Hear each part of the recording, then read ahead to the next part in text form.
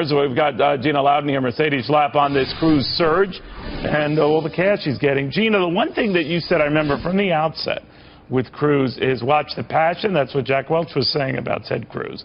And follow the money. And he was getting that as well, even when he wasn't polling well. Now that he is, I imagine, more so. What do you make of this? It looks like brilliant strategy to me. It looks to me like he's been quietly kind of working away behind the scenes, not stressing that he wasn't #1 in the polls.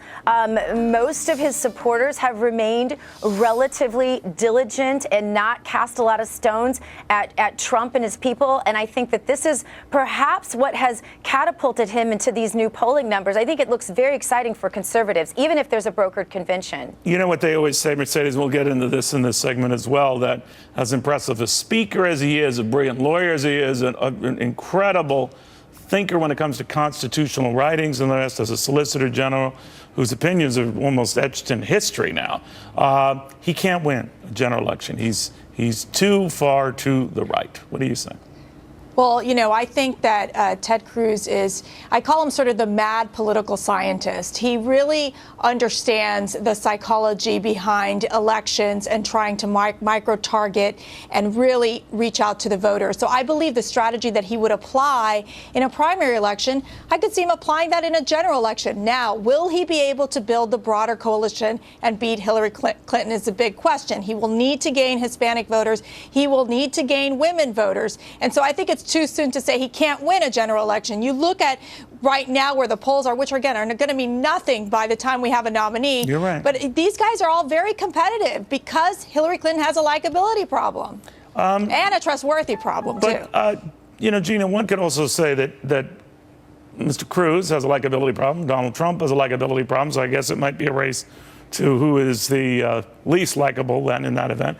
But having said that, Ronald Reagan was a controversial figure in his time, hard to believe, but the mainstream media also ripped him a lot.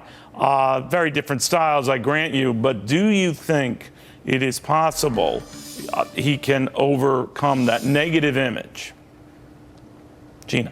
To Mercedes' point, this psychology has to be considered here, Neil. And you know that's my background. And I'm watching as voters are reacting to speeches like the one Obama just made. And I can tell you this, if we have a Bush or another establishment candidate, I can assure you that will not motivate the base. And I don't care what polling says, the base will not turn out and vote. They will not work for the candidate. And we'll see a repeat of what happened with Mitt Romney, John McCain, Bob Dole. You can go on down the list. But he is, Mercedes, he is established in this respect. He's a United States Senator. He might be a rowdy, rebellious senator, but he is a senator. He's not part of the establishment, though. Okay. And I mean, so you he think has not made a lot of friends in the Senate. He can walk that line? Absolutely. He is one of the, Ted Cruz is a populist candidate who really has come to Washington to disrupt and really not be attached to Washington. He is not what you would consider the GOP establishment, and that's why the conservatives like him. Yeah, there might be something to that, because some of those other senators on the right and left are not big fans, so that might say something. Well, ladies, I want to thank you both. Well, here's all the proof you need that Ted